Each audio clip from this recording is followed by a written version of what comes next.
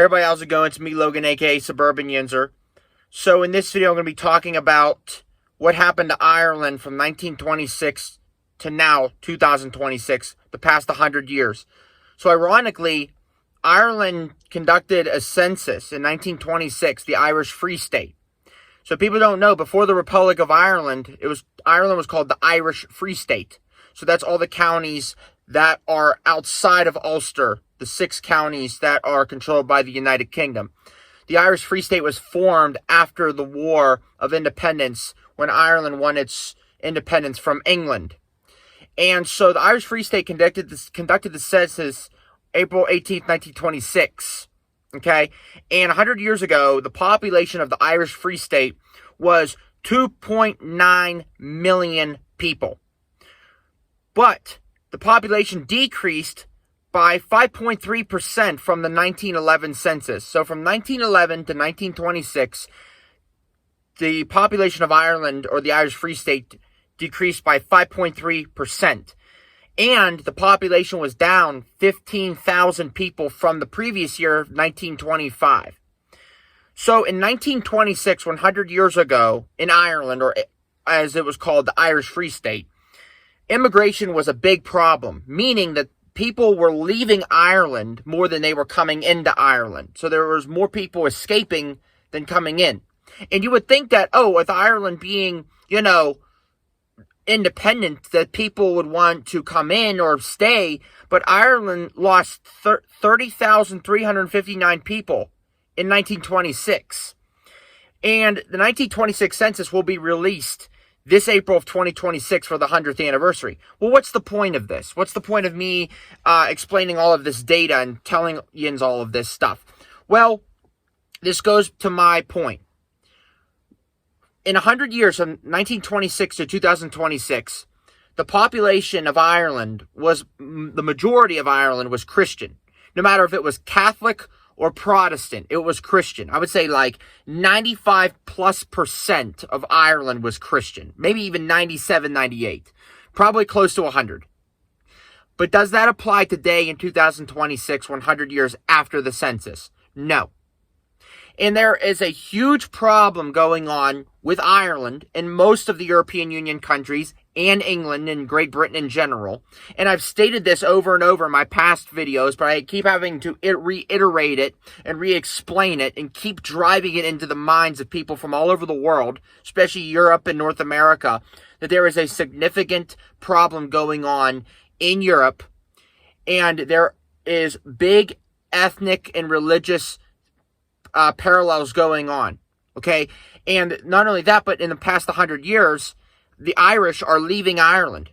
So there is another coincidental thing going on, another parallel in history, where in 100 years, from 1926 to now 2026, people are escaping Ireland. They're fleeing Ireland and going to other places to escape the growing problem in the Republic of Ireland.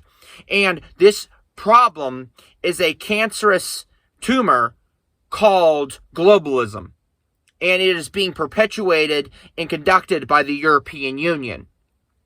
And many leftists in Ireland, not just Ireland, but many leftists across Europe, want to disproportionately conduct some social and religious experiment, and they want to basically flood the European countries with migrants from other third world foreign continents into Ireland and into other European countries to create a disproportionate influx of migrants. And so if you look at the population of Ireland in 1926, 90% were Christian. Well, that is currently changing. The disproportionate influx of foreigners with their different religions, their different traditions, their different morals and values and principles are basically flooding Ireland and flooding other European Union countries. And this is not an accident. This isn't coincidence. This is on purpose. This is an orchestrated plan by the globalist, leftist progressives in the European Union to basically cause havoc, chaos, and basically upheaval of the European countries. And so what's happening with Ireland and many other European Union countries is there is also a housing crisis. And young people in their 20s and 30s, as in America, but also in Europe, but the EU is getting hit a lot harder now that we have Donald Trump. We're kind of in a better state than you guys. But young people in Ireland, especially that country, are having a very, very hard time affording a house, affording rent. Well, the Irish government doesn't really care, because the Irish government, actions speak louder than words. They are caring more for the migrants and the foreigners from the Middle East and Africa than their own native people. And sometimes even Eastern Europe, like Ukraine. And so these foreigners that aren't Irish, they're not ethnically Irish, they have no Irish last names, first or last names. I mean, my last name's Joyce, so none of them are coming into Ireland with the last name Joyce. I can tell you that. They're coming in with like African, Middle East, and Ukrainian names that nobody in Ireland could even pronounce. And they don't even, and the people of Ireland, the young people and everybody else, they can't afford anything because the taxes keep going up.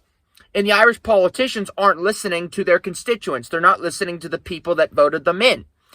And many of these politicians are politicians like Sinn Féin. And I saw a Sinn Féin politician basically condemning the Irish people from taking the tricolor and raising it with pride in defiance of globalism and the European Union's socialist, globalist upheaval of the Irish population. And I say that there is a huge social, chaotic situation going on in Ireland at the moment, and the whole European Union in general. I personally do not like the European Union, and I am completely sympathetic and empathetic to the Irish people and to people all over the European Union that are suffering this globalist virus, this cancerous tumor called globalism and socialism, ultimately. And the Irish people want to live in Ireland. They want to live in peace and freedom and prosperity. But how are they going to do that when they can't afford housing? They can't afford rent. Young people are leaving Ireland by the tens of thousands, just like in 1926, 100 years later. Immigration is the new crisis in Ireland, going all the way back to the famine in the 1840s, in the early 1850s. Ireland is currently having a population decrease. This is one of the biggest population decreases since 1926, and you can even say 1848, since the famine. And if the Irish government truly cares about its people, if the Irish politicians truly care about Ireland and the Irish people that voted them into office, they would see this growing crisis happening.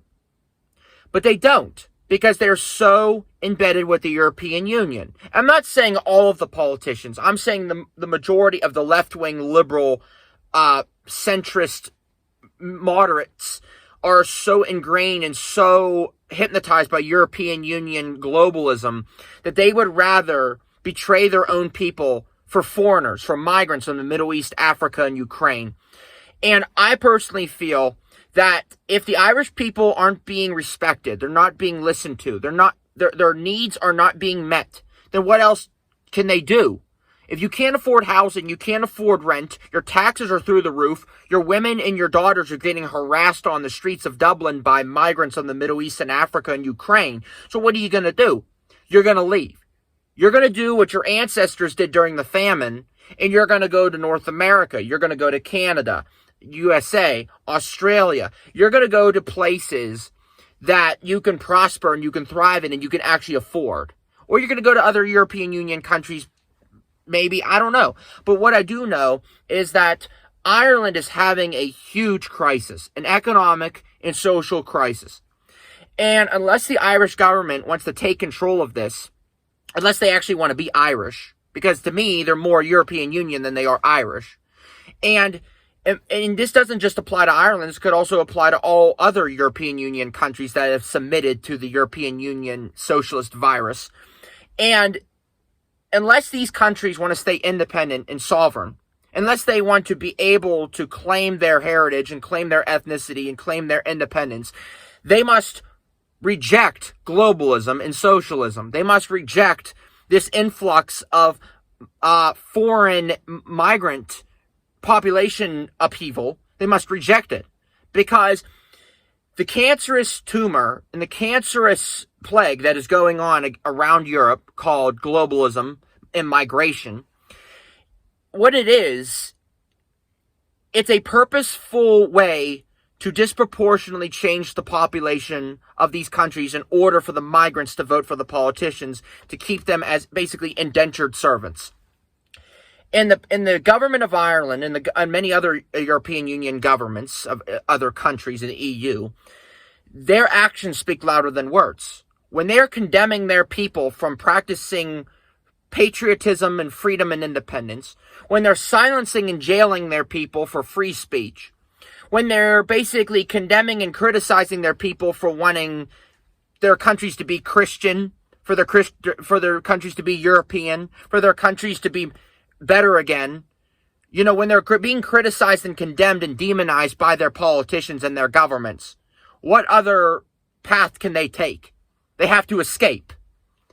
And this problem that's going on in 2026 in Ireland, in my opinion, it is way bigger than it was, let's just say 100 plus years ago with England and Britain. The English and British might have occupied the English and the British might have occupied Ireland for hundreds of years, yes. But currently, the Irish and the British relations, they need to come together. And like I said before in that video, Ireland and Britain are facing the same crises. They're facing the same problems, the same social problems going on in their countries. And this is a time to unite. Not just Ireland, but also all other European Union countries, all other the countries that have been betrayed and neglected and demonized and criticized by their globalist EU politicians. It is the time to unite as European Christians and to come together as a solid, independent, unified people. Not to basically betray your individual characteristics or your culture or your histories, but to come together as a sovereign, independent people. Especially Ireland, who has had a hard time over the course of history of claiming their independence, of winning their independence and maintaining it. And unless Ireland wants to become, or wants to stay, a free, quote-unquote, free country, and wants to stay independent, and wants to stay Irish, then they have to reject globalism. They have to reject this migrant invasion. They have to reject it. And they must let their government know in peaceful terms that we will not comply to this socialism. We will not comply to this globalism. Because in 1926, 100 years ago, during that census, Ireland's population was significantly decreased. In 1 year, 15,000 people left Ireland from 25 to 26, 100 years ago. So unless 100 years later, unless you want to keep losing people, especially young people, this is what you're going to get. The more people from the Middle East, Africa, and Ukraine that you bring into Ireland that are leeching off of the social services, of the healthcare, and they're leeching off of the taxpayers of Ireland. They're taking the rent, they're taking the homes, they're taking the social services, the hospital services. If all these migrants are doing is leeching off of Ireland, then the taxpayers, the young taxpayers of Ireland, the Irish people, they have nothing else to do but to leave their home country, to find prosperity and freedom somewhere else. Because if they can't have free speech, and they can't live a good life and get married and have kids and own a home, then Ireland is not their home anymore. And they must go somewhere else. So, unless Ireland wants to face that face to face and wants to be able to call that out, you're not going to have a free and independent sovereign country anymore, Ireland. I'm sorry, but as a Joyce, as a descendant of Irish Catholics, I'm going to tell you this. There's a big problem going on in your country. Unless you face it, unless you face your politicians and tell them we will not comply with this globalism and socialism anymore, unless you peacefully stand your ground and stay stubborn, you're going to lose your country and you're going to lose your young people because they're going to other places. So what are you going to do? But anyway, peace out. Stay free, Ireland. I'm with you.